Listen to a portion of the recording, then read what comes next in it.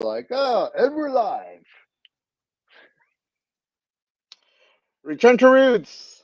Welcome today. James Bauer, the veteran friend, is here joining us to give us some inside keys on the veteran claim and the perspective from an insider view.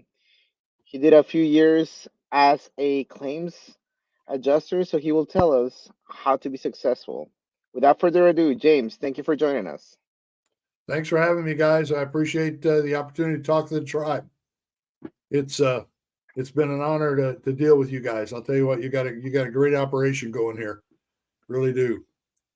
Yeah, brother. And So you served in the army. Are you still there?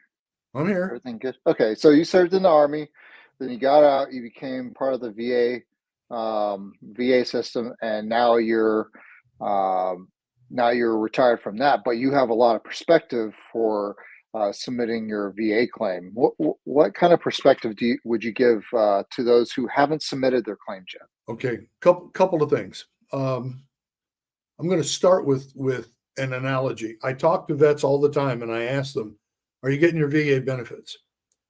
And one of the most common responses I get is, "James, I'm not that bad. There's guys that came home without arms, but there's guys that came home without legs. And so I don't want to take anything away from them." And here's the analogy I use when I'm talking to them. The individual who came home injured, severely injured, and the veteran that I'm talking to that doesn't think he's that bad. I use this analogy. Both of you paid for a meal. The fact you don't eat your meal doesn't put any food on this other veteran's plate. The fact that you do eat your meal does not take any food away from that other veteran. You've both paid a price, and you're both eligible for those benefits. And the fact that you apply doesn't diminish anything for anybody else. That's the first thing. I always encourage vets. That's number one. As far as filing for compensation claims, the VA is all established by law. And a lot of people give the VA a bad rap, but they're tied to Congress. Congress is the one that initiates everything the VA does. And so a couple of things come into play. In order to process a VA claim, you have to have three things. You have to have an in-service event. You have to have a current diagnosis of what that injury or illness is. And you have to have what's called a nexus that ties those things together. That's the three legs of the stool, if you will. Now, as far as an in-service event, let's say I jump off a deuce and a half and I hurt my knee. And I go to my lieutenant, which obviously would be a mistake, and say, "Hey, I've hurt my knee. I want to go to sick call." He's going to go, "No, suck it up, Bauer. Come on." Oh, If I that never don't go, happens. That never if I happens, don't man. We go, never say suck it up. even though there was an in-service event, there's no record of the in-service event. And so since everything is legal based, if there's no quote unquote evidence, it never happened. And so I always encourage people, don't be a wuss, but go get it documented. You jump off the truck, you hurt your knee, go to sick call, say, "I want this put in my medical records. Give me some, I don't know what it's like in the Navy, guys, but in the Army, ibuprofen is everything. If my arm came off, here, take some ibuprofen, go back to work." But make sure it's documented. And then do not, quote unquote, do not work the claim on your own. You can file a claim. You can file what's called a claim to lock the date in on the VA website. Give you some insight in that regard. Everything the VA does is legal based. So when I worked as a VSR, we would get every week a report that said, "Here's the new changes for the law regarding claims." Some of them went into effect previously. Some of them would go into effect in the future. Well, one time, central office sent out an email, and I think their intention was to send it to the coaches, but they sent it to everybody. And because of my business background, I took the information that they sent, which basically said, "Here's how many law changes we had in the last 12 months. I took that number, divided it by 264, and the VA was getting 2.74 law changes a day. There's no way in the world. I worked for 10 years as a senior VSR. I will not process my own claim right now because I've been retired 5 years. You know how many law changes have come through in 5 years? I don't want to mess it up. So I always encourage people to do this. Go find you a veteran service officer, VFW, American Legion, DAV. I'm not talking about the club where you go sit with your buddies and drink beer. I'm talking about the business office. Go interview them. If you have your medical records, please take them with you and don't ever give your original medical records up because if they disappear, you're done. There's that evidence thing, it's gone. Okay. But go interview them. You know, if you were going to have heart surgery, you would go to the first heart doctor and just let them cut you open. So I go to a VSR or a VSO rather, and I interview them. Here's what I'm thinking about and get their feedback. Find somebody that you have a good rapport with, because they're going to be key in getting that claim processed and approved. And something else I tell people is this: if you hook up with a VSR or VSO, and as you're working the claim, you realize, man, this guy's a real ding dong. You're not locked into those people. You can change. It'd be like if you went to a doctor and this doctor's screwing you up. You wouldn't keep going back to that same doctor. You'd change. You'd go to a different doctor, a better doctor. Well, in the VA world, this is your VA health, not necessarily the health you're going to get at the VA, but regarding your claim processing. You know, and a lot of laws have changed. That new PAC Act now is phenomenal for guys who served in NAM. You know, maybe they don't have presumptives, but toxic exposure and burn pits for guys that are in Desert Storm, Desert Shield, Iraq, Iran. You know, I mean, holy smokes, it's important that you get those claims filed. And here's the kicker. My dad served in Korea. When I got rated, my age is going to show here. I got out in 1973. And here's another key tidbit. Okay, we talked about nuggets before. Here's a nugget. If you file your VA claim within 12 months of your date of getting out of service and they award it, it's retroactive back to the date of the claim. That's important because that could, you know, if you're getting $100 a month, that's $1,200.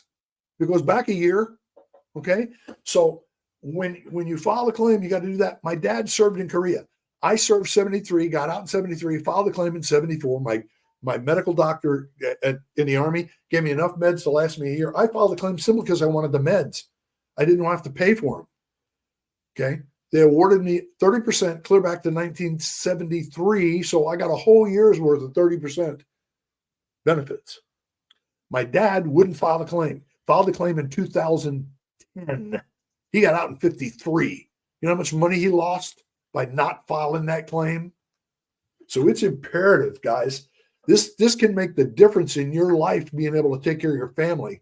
And when you get, I think it's at 50% now from the VA medical side, you don't even pay a copay on your medicines. Really? That's important, you know. And if you have a service connected disability, your medications are covered by the VA. So let's say I have knee pain and I'm having to take ibuprofen, which I'm not rated for my knee, but if I'm at 50%, I can get a prescription through the VA and they'll send me ibuprofen.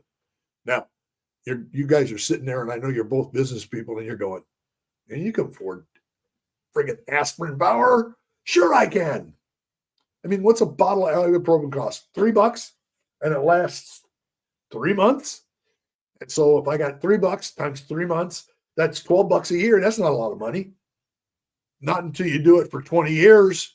Now it's some bucks, you know. So utilize the services that are available to you. File your claim. Interview a VSO. Don't do it. I didn't like to send people to the VA to have the claim worked. Because unfortunately, no offense to them, the VA has a bad, to me, I have a business background. Okay. When I deal with somebody, if they call my business, I want to have my best people on the phone. No offense to the people who are answering the phone at the VA, but those people are GS5s. They need to be GS11s because they're doing the best they can with the knowledge they have, but the VA doesn't want to pay big bucks to the people answering the phone. So, pardon me, I always say find a VSO. You can even do it on the phone. My dad lived in Illinois. He got rated 60%. I worked it through a VSO in Kansas. to help him do that claim.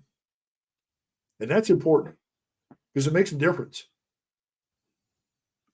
It could even affect you, and also benefit you if you ever plan on buying a home too.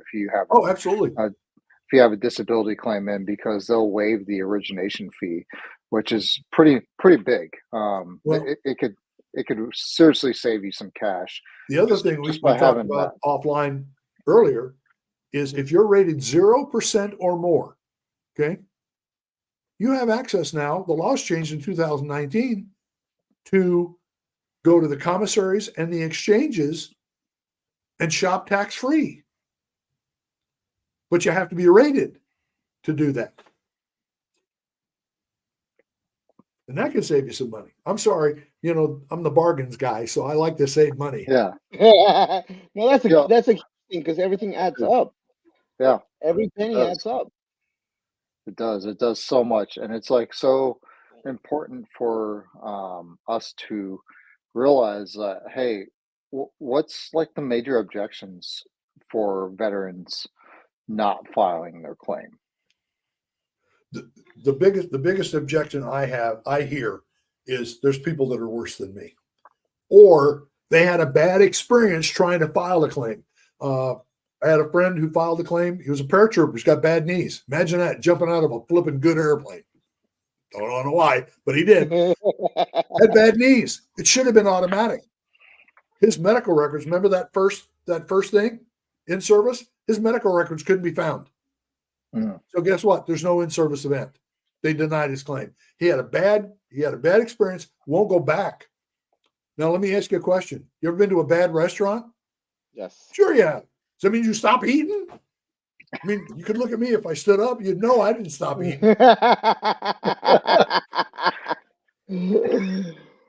the Yeah. problem is, I mean, you're right with that, but you stop eating at that restaurant, Yeah. Right. and you try to find different alternatives. And I can see from some veterans, right? You mentioned it earlier. Some of them, they don't want to take it away from somebody else, which doesn't make sense because the money's already been allotted to you the minute that you signed in, right? Another thing is that because they don't want to have or relieve or get re-traumatized by going through that experience, they stop going. But as you mentioned, the VSO is a huge thing to be able to share what their experiences and everything else with everyone else. And the VSO will take that pain away from most of us Right. and help us process the claims. Yeah, absolutely. It's the other thing I disagree with that the VA does. If somebody is retired from the military, you can't draw money from the VA and from the military, which I think is stupid, but that's the rules. But yet, if you're 100% permanent total disabled from the VA, you can turn around and file for Social Security, SDSI. It's the same government paying double pays in that regard, but they won't do it if you're retired. You can still get all your medication and all that stuff. Don't get me wrong. If you're retired military, still go for it. Still go for it. And now those laws are always being adjusted, And there's a lot of things, a lot of the congressmen and senators are trying to get it. To me, I think it's silly. Yogi, if you do 20 years in the Navy and you get out and you file a VA claim, you should be able to be paid for both. And the way the laws are written right now, you can't be. But yeah, just because you have a bad experience, don't give up. My land. Think about it this way, guys and gals. If you meet somebody that's attractive and you try to take them out to dinner and they say no, if you give up, you're going to have a lot of lonely nights. You got to keep asking. So The other thing people don't realize is, and this is something that's kind of neat. I've used the VFW before to help me with my claim. If the claim is denied, you can file an appeal. Okay. You can file appeal a couple of ways. Pardon me. If I get rated 10% and I think I'm 30, I can file an appeal to have it increased. Okay. If I get denied, I can file an appeal to have it rated. If the appeal is denied, I can take that appeal to VBA and then to the Court of Veterans Appeals. And the way that the VFW works is if you're going through that process and they deny your claims, they actually have a legal team that'll step in and help you. Please do not. I kind of rabbit trail. I'm sorry. Do not go high. Don't go hire out to an attorney. All an attorney's going to do is take your money. They'll help you get the claim. Don't get me wrong. They'll get you the claim, but you're going to pay them to do it. Can you elaborate a little bit more on that? Yeah. Because can you elaborate a little bit more on that? Because everybody's mindset is, well, if I give it to an attorney, they're accredited somehow, right? And they should be able to get me the best deal for the best buck without me having to do a lot of work. How does that really work? The attorneys will get, don't get me wrong, I don't want to make attorneys mad because they'll come looking for me. The attorney will do the same thing a VSO will do to help you get rated. Absolutely. But let me ask you a question. If a mechanic was going to work on your car, two mechanics going to work on your car, one guy is going to do it and charge you money. The other guy is going to do it and say, hey, there you go, your car's fixed, and not charge you a dime. That's why it's important to find a good VSO. They do the same thing. And if you think you're going to get more money, again, everything's legal based. So whatever your level of, for example, if you have a back injury and you only have so much flexation, that's going to be rated based on that flexation. If you have hearing loss and they do the auditory tests and you show so much auditory loss, that's all the same, whether a lawyer's doing it or a VSO's doing it. The only difference is you're going to share some of your bucks. Yeah, that's super important. And to the tribe members that are out there, like, we highly recommend that you guys utilize the VSOs that are not going to charge you. There's quite a few resources. And speaking of resources, can we share your veteran benefit page? Sure, Yogi, absolutely. thank you. Yeah, absolutely. So go ahead and talk about what is the veteran benefits. Well, the name of the website is veteranbargains.com. The way to remember it is I want each veteran to have a lot of bargains. So it's veteranbargains.com.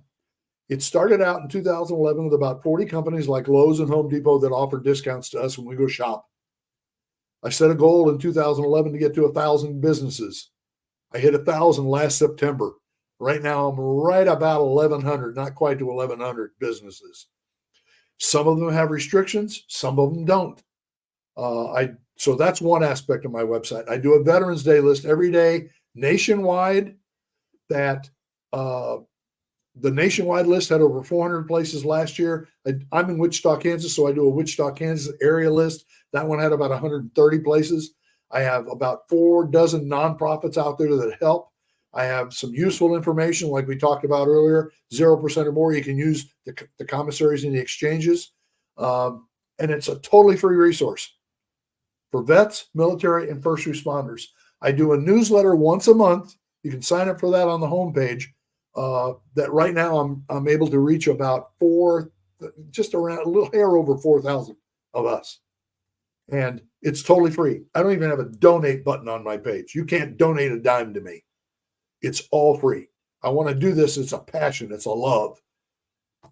And you mentioned earlier, if somebody wanted to add any bargains that their local store is doing or any store that they're affiliated with, how can they go about sharing that with you and with the rest of the community? That's great that you brought that back up.